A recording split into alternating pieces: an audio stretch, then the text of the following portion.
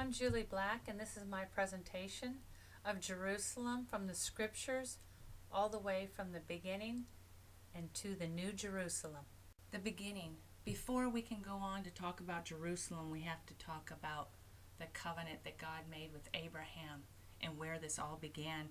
And if you look at Genesis 12, starting with 5, it says, "Then Abram took Sarai his wife, and Lot his brother's son, and all their possessions that they had gathered, and the people whom they had acquired in Haran, and they departed to go to the land of Canaan. So they came to the land of Canaan, and Abram passed through the land to the place of Shechem, as far as the terebinth tree of Moreh, and the Canaanites were then in the land. Then the Lord appeared to Abram and said, to your descendants I will give this land. And there he built an altar to the Lord who had appeared to him." Then when you go to Genesis 14 through 17, it talks about the same thing, saying, "And the Lord said to Abram, after Lot had separated from him." At this time, Lot decided to go towards Sodom and Gomorrah, and Abram gave Lot first choice. And as soon as Abram turned and separated from Lot and went the other direction, God said to him, "Lift your eyes now and look from the place where you are, northward, southward, eastward, and westward. For all the land which you see I give to you and your descendants forever. And I will make your descendants as the dust of the earth, so that if a man could number the dust of the earth, then your descendants also could be numbered. Arise, walk in the land through its length and its width, for I give it to you." So here remember, Melchizedek is the king of Salem. Salem was the old word for Jerusalem, or a shorter version of it. And what happened was Abram came back from the attack on raiding the party from Mesopotamia, and here the king of Sodom and Salem at the same time met up with him, and Abram ended up paying tithe to Melchizedek, and Melchizedek, also acting as priest, went ahead and prayed the prayer over him, saying, "Blessed be Abram of God Most High, possessor of heaven and earth, and blessed be God Most High, who has delivered your enemies into your hand." All right, so now we're going to jump forward from Abram and the promised land, the promises that he was given to by God, to where Joshua had been leading out the army and taking the land of Israel for every allocated part of territory. In Judges, it mentions that from the death of Joshua it came to pass that the children of Israel asked the Lord, saying, "Who shall be first to go up for us against the Canaanites to fight against them?" And then the Lord said, "Judah shall go up. Indeed, I have delivered the land into his hand." So here I have written up on here, Judges 1:8, that the children of Judah fought against Jerusalem, and they took it and struck it with the edge of the sword and set the city on fire. But you also want to go forward and make note of what happened here. "But the children of Benjamin did not drive out the Jebusites who inhabited Jerusalem. So the Jebusites dwell with the children of Benjamin in Jerusalem to this day." So here in this slide, we go ahead and we learn about the Jebusites and how they stayed in Jerusalem and that the Israelites dwelt with them. But now we go to David in 2 Samuel. Well, first of all, where he was ruler over Judea for 7 years and 6 months in Hebron.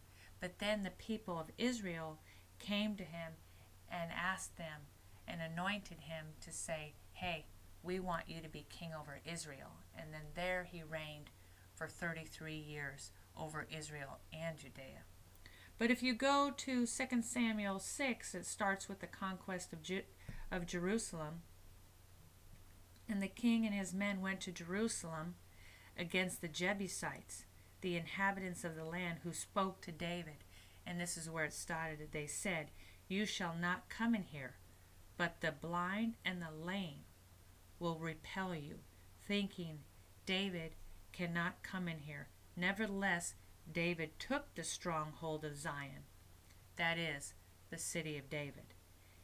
And now David said on that day, "Whoever climbs up by the way of the water shaft and defeats the Jebusites, the lame and the blind, who are hated by David's soul, he shall be chief and captain." Therefore they say, "The blind and the lame shall not come into the house." Then David dwelt in the stronghold and called.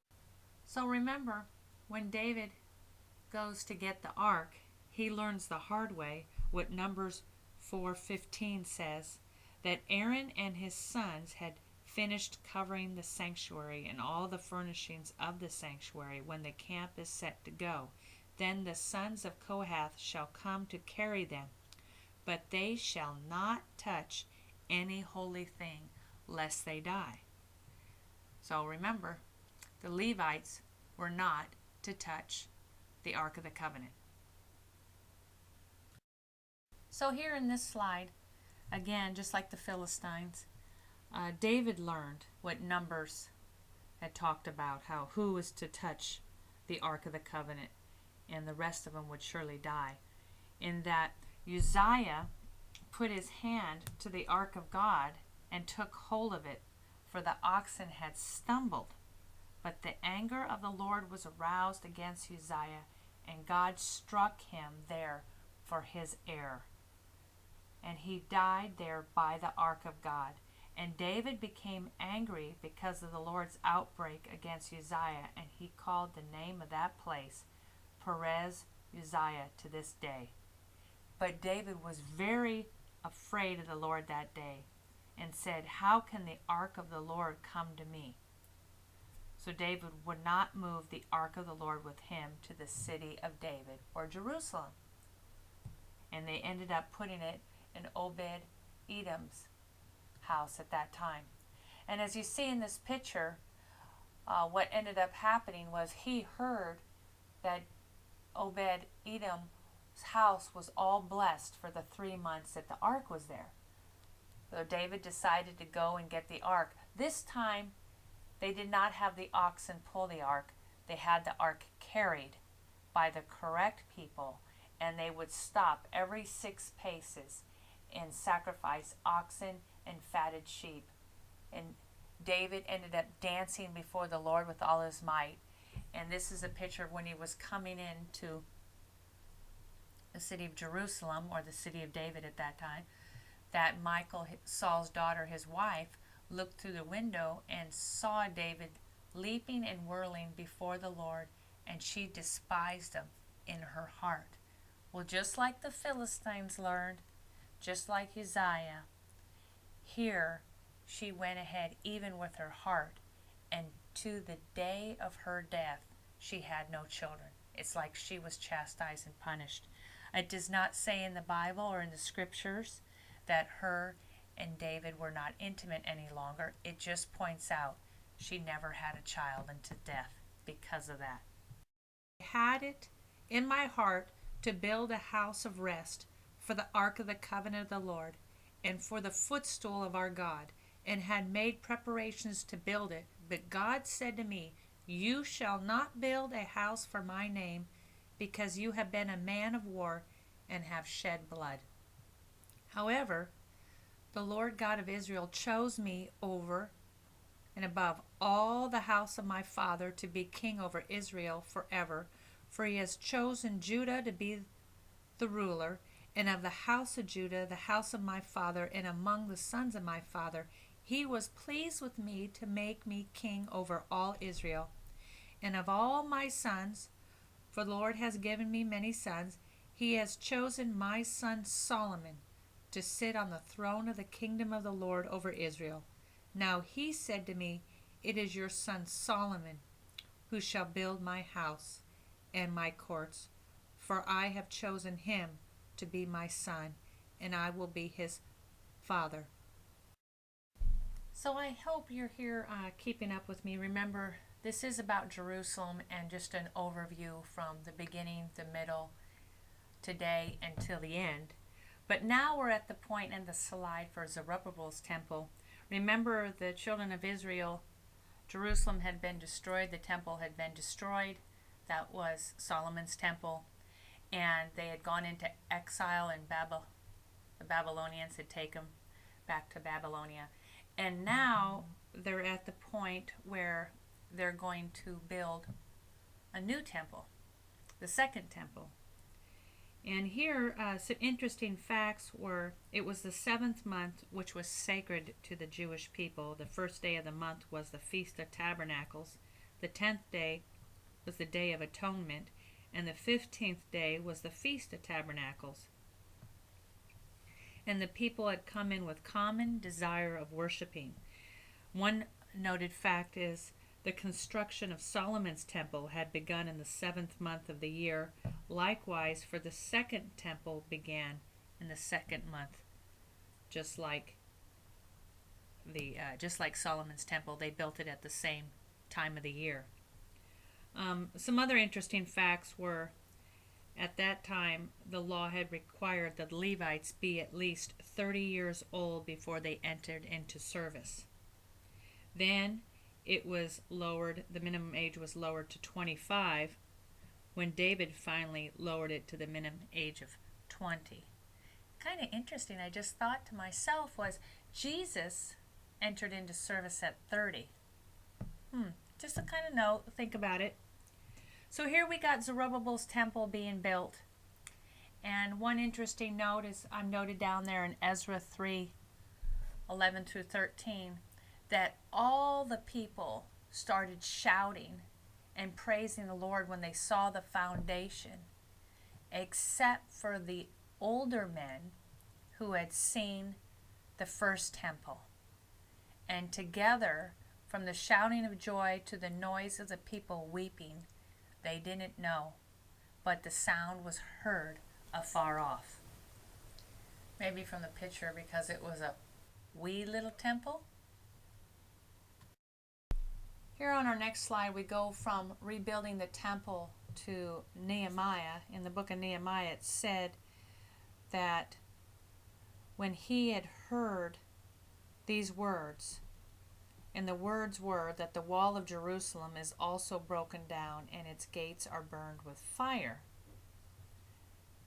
that he sat down and wept and mourned for many days. He said, I was fasting and praying before the God of heaven. So here, as he was praying, King asked him why his face was so sad.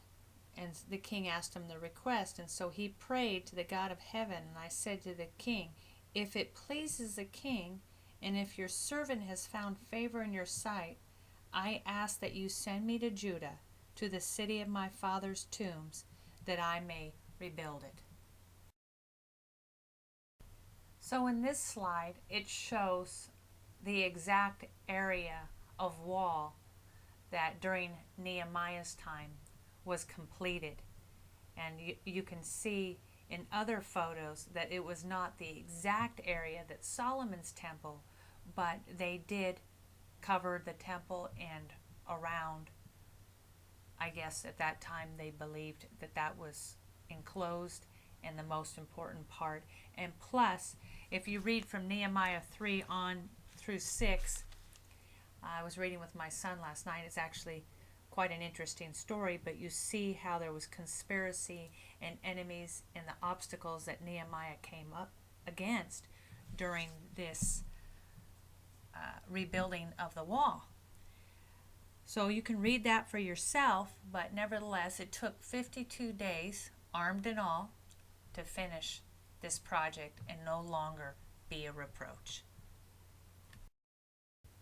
On to the next slide, I wanted to show you a picture of Herod's temple. This would have been when Jesus would have gone to the temple, it would have looked something like this. Zerubbabel's temple was the first part of it, but Herod added on to it. In this slide, I thought you would like to see the difference, but here's a comparison of the first and the second temple, Solomon's temple, and then Herod's temple. And it says that Solomon's temple was less than 1/2 the size of Herod the Great's expanded second temple. So now we're here at the middle of this presentation. This is a map of the Via Dolorosa map, which was Jesus' last descent to the cross. But before that, there was plenty in the books of Matthew, Mark, and Luke about his ministry, and on his way into Jerusalem, when he had predicted his death and resurrection to his disciples, he said, "Behold, we are going up to Jerusalem, and the Son of Man will be betrayed to the chief priests and to the scribes, and they will condemn him to death and deliver him to the Gentiles. And they will mock him and scourge him and spit on him and kill him, and on the third day he will rise again." So here we just saw the map of the Via Dolorosa, and now we're to the slide where he is on the cross, the final destination. The purpose of his time here on earth was this exact purpose, that he came, like in Isaiah 53, to bore our griefs. He carried our sorrows, yet we esteemed him stricken, smitten by God, and afflicted. But he was wounded for our transgressions, he was bruised for our iniquities. The chastisement for our peace was upon him, and by his stripes we are healed. All we like sheep have gone astray, and we have turned every one to his own way, and the Lord has laid on him the iniquity of us all. And now it was about the 6th hour, and there was darkness over all the earth until the 9th hour. Then the sun was darkened, and the veil of the temple was torn in two. And when Jesus has cried out with a loud voice, he said, "Father, into your hands I commit my spirit." Having said this, he breathed his last. So when the centurion saw what had happened, he glorified God, saying, "Certainly this was a righteous man." And the whole crowd who came together to that sight, seeing what had been done, beat their breast and returned. But all his acquaintances and the women who followed him from Galilee stood at a distance watching these. From the last slide until this slide now, we have Jerusalem today.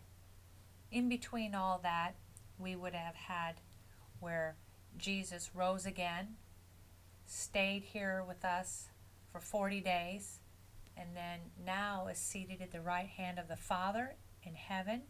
You'd have the time of the apostles, you'd have the time of Paul and his ministry and his death there in Jerusalem.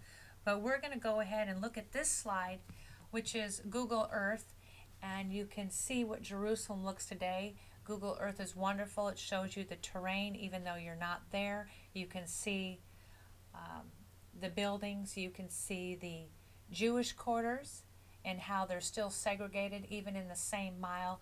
Jews being up in the far right top of the map, and then you'd come down, it would be the Christian Armenian area, and then to the far lower end of the left side would be the Muslims on that side of the Dome of the Rock there. This slide is fantastic. Here, this is from the Temple Institute, and as we go to watch this here are the diagrams listed right on the web. You can watch and have a presentation going right through the third temple. On this website, it even talks about the red heifer. They have everything ready to go, and they're waiting on the red heifer. But the third temple is where the Jews believe they have to have the third temple ready for the Messiah to come. I just wanted to throw this slide in there and put it in, but it was a t-shirt logo that my husband made, and as you can see here, I wrote up on top, Jews still believe that USA in the middle of it is a sign we will stand with him. Well, that was what some of the older Jews believed, that as a sign that God gave them. And I want to remind you that I still believe that this is one nation under God, and therefore we're under the same God because we're of the olive branch grafted in. And it says, I will bless those who bless you, and I will curse him who curses you. And in you all the families of the earth shall be blessed. So yes, we're USA, and we stand with them. So here in this slide, like the slide from the Temple Institute, we're in the future. And here in Revelations 21 talks about the New Jerusalem, how John said, now I saw a new heaven and a new earth, for the first heaven and the first earth had passed away. Also, there was no more sea. Then I, John, saw the holy city, New Jerusalem, coming down out of heaven from God, prepared as a bride or adorned for her husband. Wonderfully, in this slide, I start to write down here the design of the New Jerusalem. In Revelations 21, it continues on and tells item by item what it will look like. The wall with 12 gates and 12 angels at that gate. Names of the 12 tribes of the children of Israel written on the gates. And there will be 3 gates on the east side, the north side, the south side, and the west side. Wall of the city had 12 foundations, and on these foundations will be the names of the 12 of the apostles of the Lamb. The city that will be laid out as a square, its breadth and height are equal. Its wall will be 144 cubits according to the measure of a man, and the construction of its wall will be jasper, and the city was of pure gold like clear glass.